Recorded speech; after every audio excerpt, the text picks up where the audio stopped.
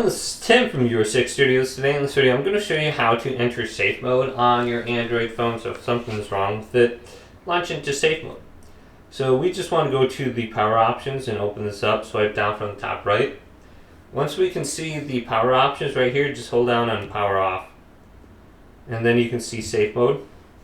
And we can just tap the screen right where it says safe mode, and it will restart our Android phone into safe mode. Now it's very easy to get out of safe mode. You just have to restart your phone or swipe down from the top. There should be an option that says turn off safe mode.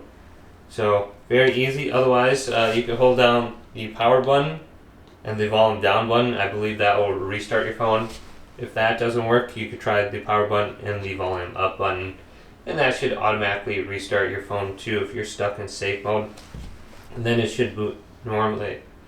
So you can see it's starting up again, and you're going to know your phone is in safe mode because it's going to say safe mode in the bottom left. And then we can go through here. Phone is starting, and you should be able to see the options now to get out of safe mode. Just go back to the power options right here, top right, and just go to restart, and you should be good to go. So I swipe down from the top right. There should be an option in here to get out of safe mode.